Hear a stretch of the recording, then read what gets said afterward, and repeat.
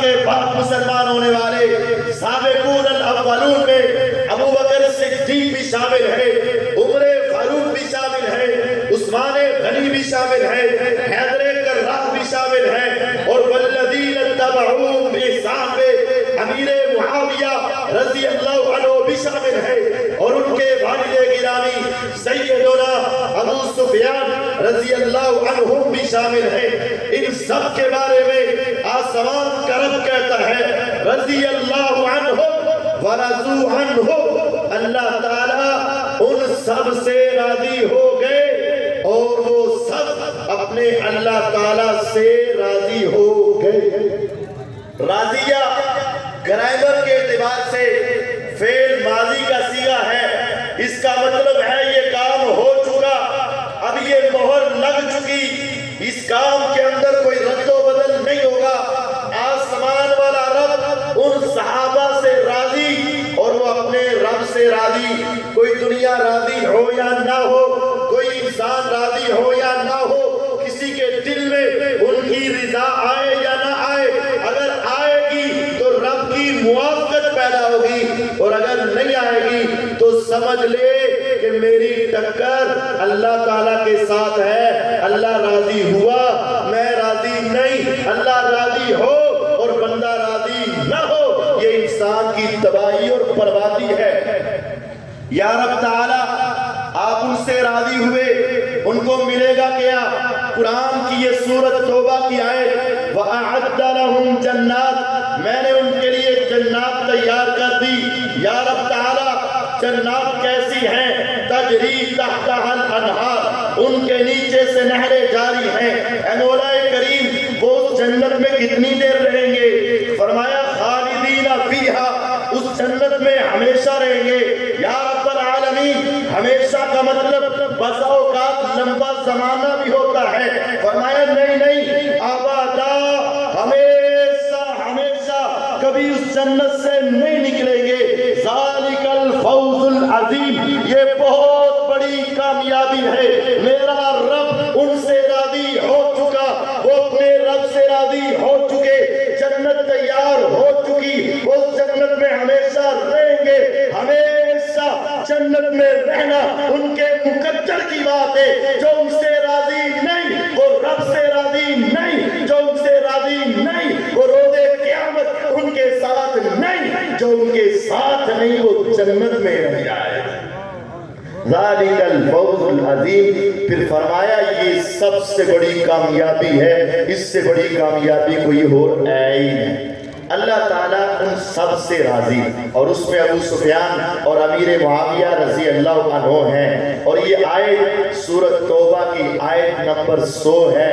میں یہ سمجھا ہوں میرے رب تعالیٰ نے سورۃ توبہ میں آیت نمبر 100 رکھی، بتانے کا مقصد یہ تھا ان کی پہلی زندگی کیسی بھی ہو، جب انہوں نے توبہ کر لی اللہ نے ان کی توبہ قبول کر لی، اب ان کے نمبر کتنے آئے؟ ان کے نمبر 100/100۔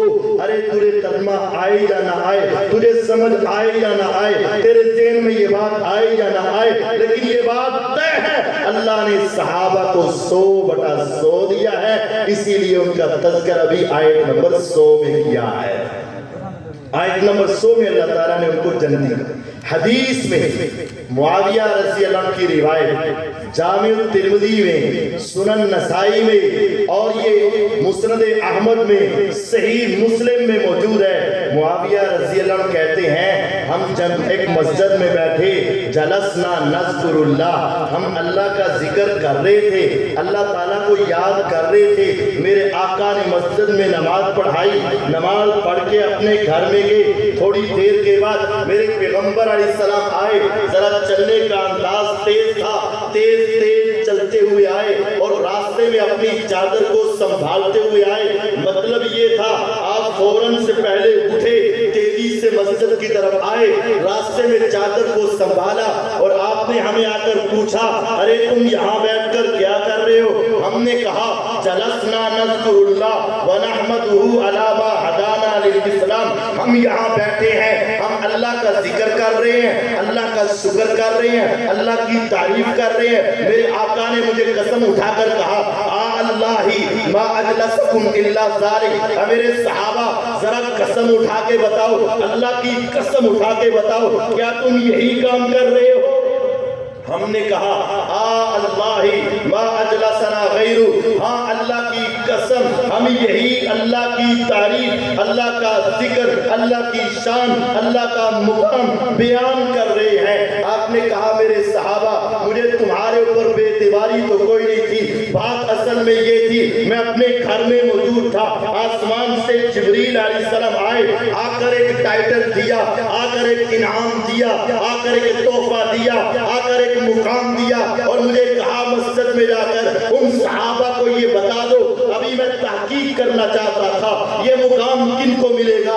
میرے صحابہ اگر تم یہاں بیٹھ کر اپنے اللہ کا ذکر کر رہے تھے تو سن لو، ایک محفل تمہاری، ایک محفل میرے رب کی، تمہاری محفل زمین پہ، اس کی محفل عرش پہ، تمہاری محفل مسجد نبوی میں، اس کی محفل رب العالمین کی عرش بری پہ۔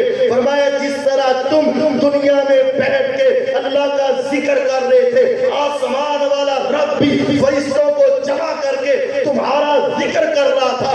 ان اللہ یباہی بکم الملائکہ، تم بیٹھے زمین میں تھے، آسمان والا اللہ فرشتوں کے سامنے تمہارے اوپر فخر کر رہا تھا۔ جس گروہ پر، جس جماعت پر، جس گروہ کے اوپر میرے اللہ فخر کر رہے ہیں، اس گروہ کے ایک انسان کا نام امیر معاویہ رضی اللہ عنہ ہے۔ کوئی کہنے والا کہے گا قاری صاحب ان آیتوں میں امیر معاویہ کا نام تو نہیں آیا، پوری اجتماعی طور پر آئی ہے، تو آئیے سنیے امیر معاویہ رضی اللہ کا نام لے کر میرے آقا نے ان کی شان بیان کی، میرے آقا نے اللہ سے دعائیں کی۔ آج آپ علماء سے دعا کرواتے ہو، ولیوں سے دعا کرواتے ہو، بزرگوں سے دعا کرواتے ہو، اور ہر انسان یہ چاہتا ہے کاش میرے حق میں پیغمبر کی دعا آ جائے۔ امیر معاویہ رضی اللہ عنہ ایسی ہستی ہے، میرے آقا نے نام لے کر کہا اٹھاؤ پیغمبر علیہ السلام کی حدیث جامع ترمذی سے اٹھاؤ، الشریعہ امام آجری کی وہاں سے اٹھاؤ۔ میرے آقا نے کہا اللہم علم معاویۃ الکتاب والحساب وقہ العذاب۔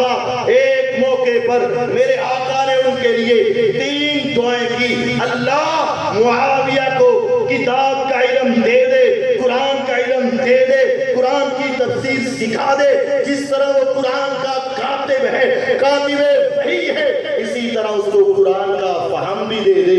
دوسری دعا یہ کی والحساب، مولا اس کو حساب سکھا دے، فراست کا علم دے دے، وقہ العذاب، اللہ اگر معاویہ سے کوئی غلطیاں ہو جائیں میں محمد صلی اللہ علیہ وسلم تجھ سے دعا کرتا ہوں تو اسے قیامت کے روز عذاب سے بچا لینا۔ یہ حدیث ہے، میرے نبی کریم صلی اللہ علیہ وسلم نے دعا کی ہے نام لے کر، اے اللہ ان کو حساب سے حساب سکھا دے، کتاب سکھا دے، عذاب سے بچا لے۔ دوسری حدیث کے اندر میرے پیغمبر علیہ السلام نے ان کے بارے میں فرمایا اللہم اجعلہ ہادیا مہدیا واہد بہ، 4 دعائیں کی۔ پہلی حدیث میں 3 دعائیں، اس حدیث میں 4 دعائیں۔ اللہ معاویہ کو ہادی بنا دے، مہدی بنا دے، اس کی وجہ سے دنیا کو ہدایت دے دے، اس کو ہدایت یافتہ بنا دے۔ اس کا مطلب یہ تھا اللہ اس کی صحت کو، اس کی سیرت کو، اس کی سنت کو، اس کے عمل کو، اس کی عدالت کو، اس کی حکومت کو، اس کی ملوکیت کو ایسا بنا دے کہ یہ دنیا کے لیے ہدایت کا ذریعہ بن جائے، یہ خود بھی ہدایت والا ہو اور اس کی وجہ سے دنیا کو ہدایت نظر آنی شروع ہو جائے۔ اللہ امیر معاویہ کو ہادی اور مہدی بنا دے۔ اس سے بڑھ کر، سب سے بڑھ کر صحیح بخاری کی حدیث نمبر 2924، میرے آقا ام حرام رضی اللہ عنہ کے گھر میں لیٹے ہوئے، میرے آقا ام حرام رضی اللہ عنہ جو آپ کی رضائی رشتہ دار تھی، ان کے گھر میں لیٹے، آپ لیٹے لیٹے ایک دم سے اٹھے، چہرے پہ مسکراہٹ، میرے آقا مسکرا رہے ہیں۔ ام حرام رضی اللہ عنہا نے پوچھا حضور آپ نے خواب میں کیا دیکھا، آپ کیوں مسکرا رہے ہیں؟ فرمایا ام حرام میں نے اپنی خواب میں دیکھا میری امت کا پہلا لشکر بادشاہوں کی طرح ہتھیاروں سے لیس ہو کر سمندری بحری جہاز کے اوپر بیٹھ کے سمندری جہاد کے لیے جا رہا ہے۔ میں نے بدر کو دیکھا، میں نے احد کو دیکھا، میں نے حنین کو دیکھا، میں نے خندق کو دیکھا، لیکن میری امت کے پاس اس طرح کے اسلحہ نہیں تھے، میری امت کے پاس ایسی طاقت اور قوت نہیں تھی، لیکن آج میں نے خواب میں دیکھا میری امت کا پہلا لشکر جو سمندری جہاد کر رہا ہے۔ میرے اللہ نے مجھے بتایا اس پورے قافلے کے اوپر جنت واجب ہو چکی ہے۔ جب آپ نے یہ کلمات کہے ام حرام رضی اللہ عنہا بوڑھی عورت ہے لیکن جنت کی بات سن کر کہنے لگی آقا اللہ سے دعا کریں اللہ مجھے اس گروپ میں شامل کر دے جس گروپ کو دیکھ کر آپ مسکرائیں، مجھے اس گروپ میں شامل کر دے جس کے اوپر اللہ نے جنت کو واجب کر دیا۔ میرے پیغمبر علیہ السلام کے ہاتھ اٹھے، لب ہلے، اللہ اس کے اندر شامل کر دے۔ آسمان سے وحی آئی، آپ نے ارشاد فرمایا ام حرام خوش ہو جا، اللہ نے تجھے اس گروپ کے اندر شامل کر دیا ہے۔ جنتی گروپ میں ام حرام رضی اللہ عنہ شامل ہوئی، لیکن اب کیا ہے، کیسا موقع ہوگا، ایک منٹ میں ام حرام رضی اللہ عنہ کو جنت کی بشارت ملی ہوگی، کہہ دیا گیا تم جنتی ہو۔ میرے نبی علیہ السلام نے جنت کی بشارت دی، دل و دماغ میں بٹھا لی۔ میرے آقا پھر سوئے، میرے آقا پھر مسکراتے اٹھے، پوچھا آقا اب کیا دیکھا؟ فرمایا میں نے اب دیکھا میری امت کا پہلا لشکر جو قسطن دنیا پہ حملہ کرے گا، اللہ نے ان سب کو بھی معاف کر دیا۔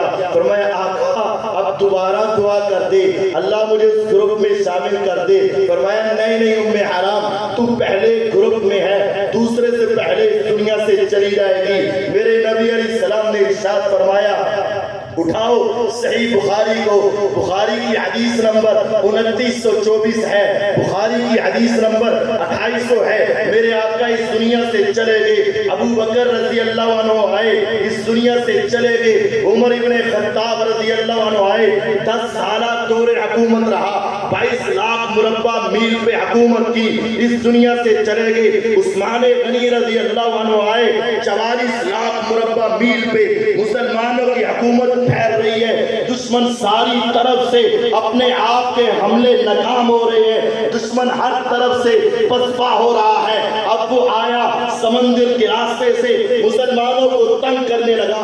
امیر معاویہ رضی اللہ عنہ جو شام کے گورنر تھے انہوں نے خط لکھا، اے امیر المومنین عثمان ابن عفان رضی اللہ عنہ آپ ہمیں اجازت دے ہم دشمن کا مقابلہ بحری فوجوں کے ساتھ کریں گے۔ عثمان ابن عفان رضی اللہ عنہ نے پہلے کہا ابھی ہمارے پاس بحری فوجیں نہیں ہیں، ہم رومیوں کا مقابلہ نہیں کر سکتے۔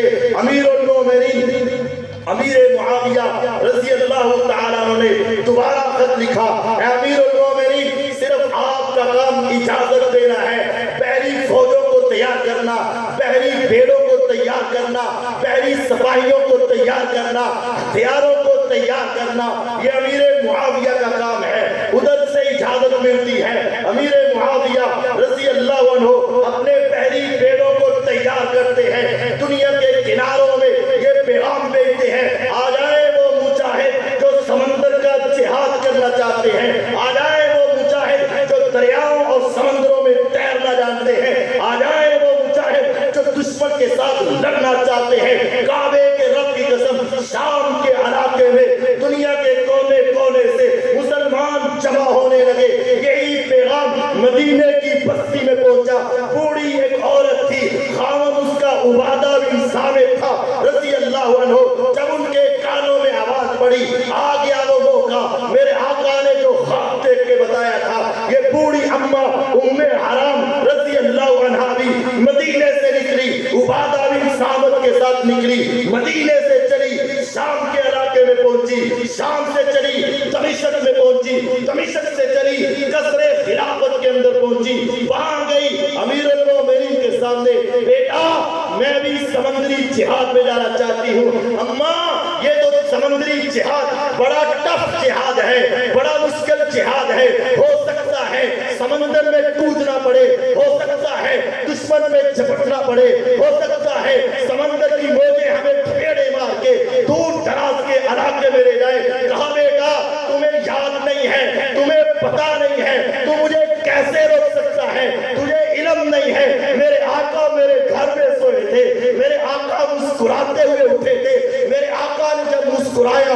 میں نے آپ سے پوچھا تھا آقا کیوں مسکرائے؟ میرے آقا نے کہا تھا اماں میں نے اپنی امت کا پہلا لشکر جو جہاد کرتا ہوا سمندر میں اترتا ہوا دیکھا ہے، میں نے دعا کی تھی اے پیغمبر علیہ السلام آسمان والے سے کہہ دو اللہ مجھے اس میں شامل کر دے۔ میرے آقا نے مجھے بشارت دی ہے تو ان میں شامل ہے۔ امیر معاویہ رضی اللہ عنہ آپ مجھے وہاں سے کیسے روک سکتے ہیں جب امیر معاویہ رضی اللہ عنہ نے اماں کی زبان سے اس حدیث کو سنا، خوشی کے مارے جھوم اٹھے، کہا اماں تیرا تو نام سب سے پہلے ہوگا۔ اٹھائیے صحیح بخاری کو حدیث نمبر 2800، میرے آقا کا یہ صحابی امیر معاویہ رضی اللہ عنہ اس لشکر کا سپاہ سالار تھا جس لشکر کی قیادت میں مسلمانوں کا پہلا لشکر سمندری جہاد میں گیا تھا، جس کو دیکھ کر میرے آقا مسکرائے تھے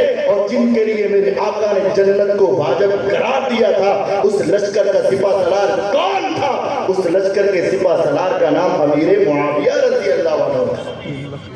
جب یہ روایت واضح ہے میرے آقا نے ان کو جنت کی ضمانت دی۔ آسمان والا آسمانوں پہ بیٹھ کے ان پہ فخر کرے، میرے آقا خوابوں میں دیکھ کے ان پہ فخر کرے، میرے آقا اٹھے تو مسکرائے، میرے آقا ان کو جنت کی ضمانت دے، اس کا نام امیر معاویہ رضی اللہ عنہ۔ صحابہ اہل بیت، آج اہل بیت کی محبت کا دعویٰ کرنے والے، آج اہل بیت کی آڑ میں صحابہ کی توہین کرنے والے، آؤ سنو اہل بیت کے فرزند سے سنو۔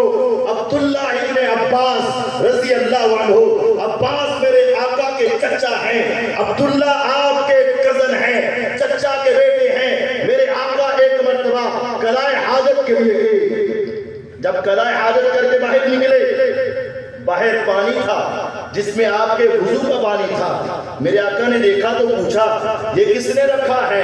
کہا یہ چھوٹی سی عمر والے 6 یا 7 سال کے لڑکے عبداللہ بن عباس رضی اللہ عنہ نے رکھا ہے۔ میرے آقا نے دیکھا اتنا عقل مند بیٹا، اتنا سمجھدار بیٹا، 6 سال کی عمر میں اسے پتا ہے کہ بڑوں کی خدمت کرتے ہیں۔ آپ نے اللہ سے دعا کی اللہم علمہ الکتاب وفقہہ فی الدین، اللہ عبداللہ کو کتاب کا علم دے دے، دین کی سمجھ دے دے۔ پورے مدینے میں سب سے بڑے قرآن کے مفسر، پورے مدینے میں سب سے بڑے قرآن کے مفسر کا نام عبداللہ ابن عباس رضی اللہ عنہ تھا۔ آئیے ان سے پوچھئے امیر معاویہ تمہاری نظر میں کیا ہے؟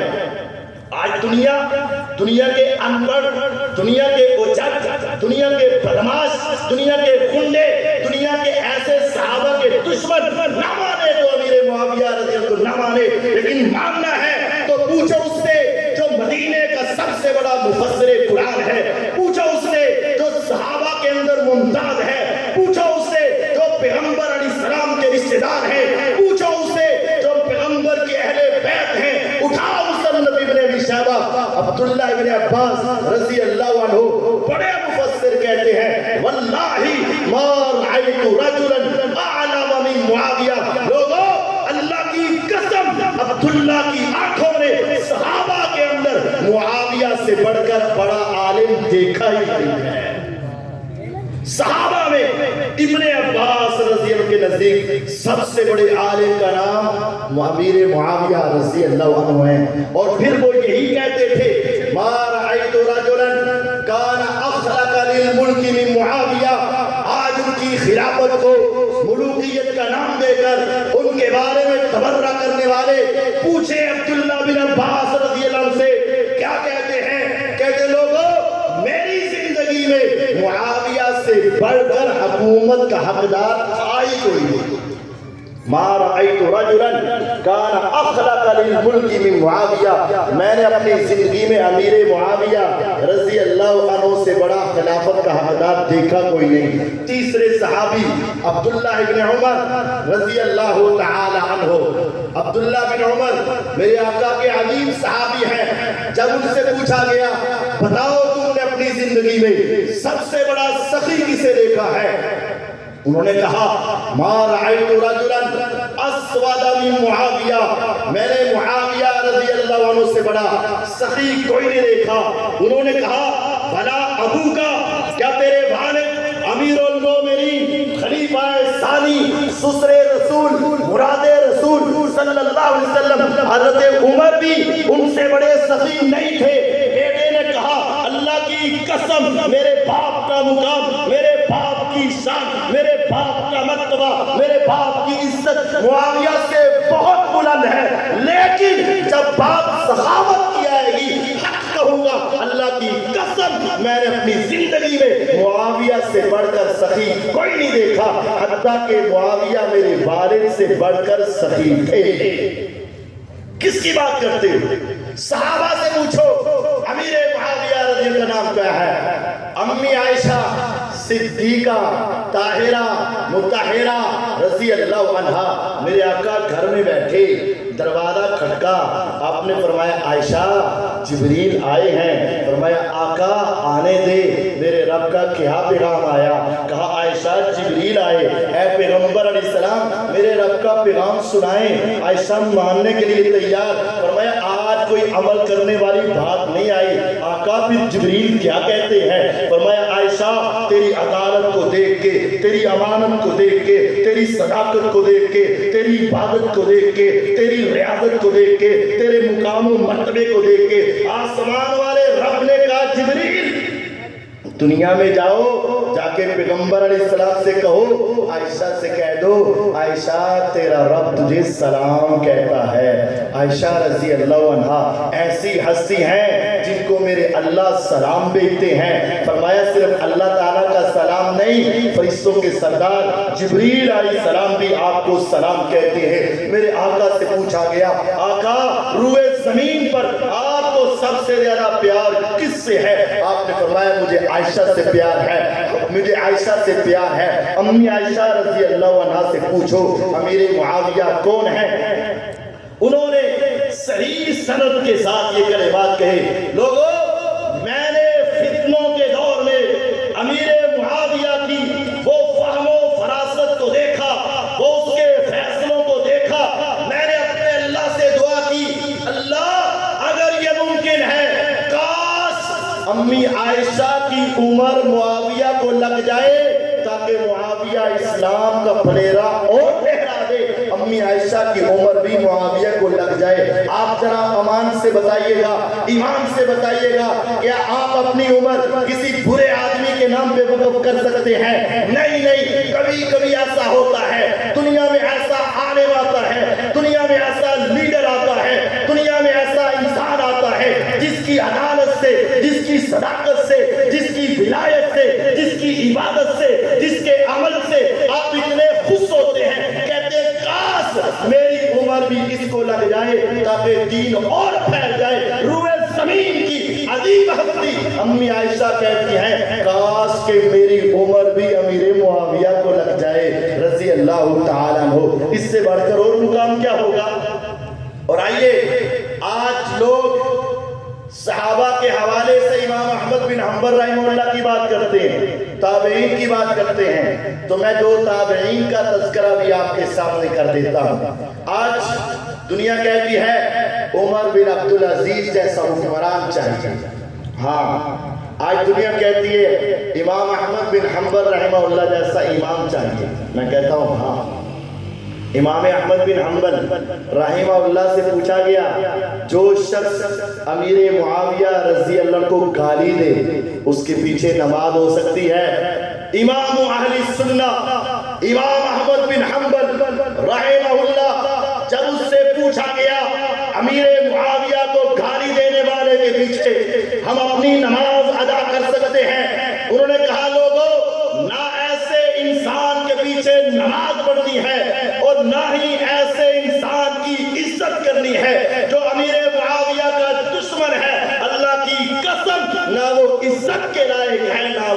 امامت کے لائق ہے۔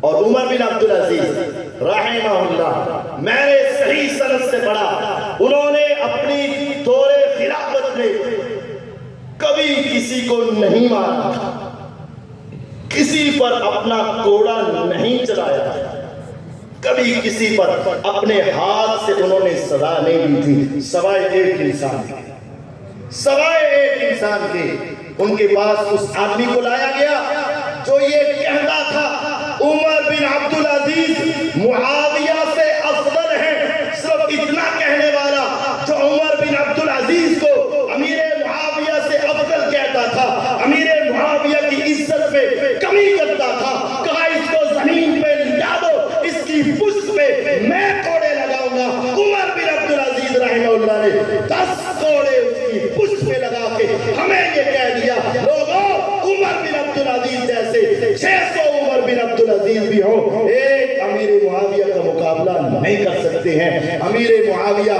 میرے پیغمبر علیہ السلام کے صحابی، ان کا صحابی ہونا ہی کافی۔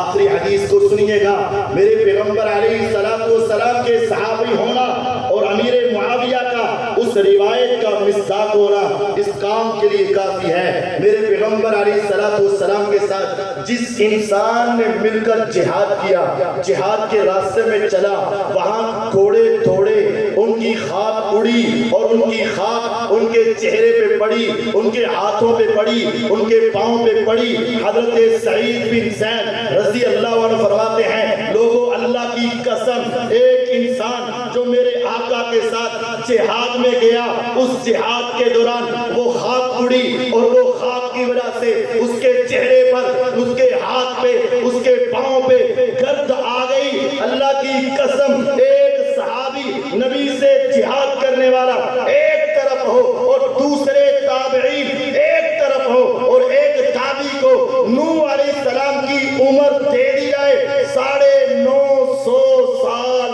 تک عبادت کرتا رہے، اس کے 950 سال کی عبادت ایک طرف اور صحابی کا ایک جہاد کرنا ایک طرف۔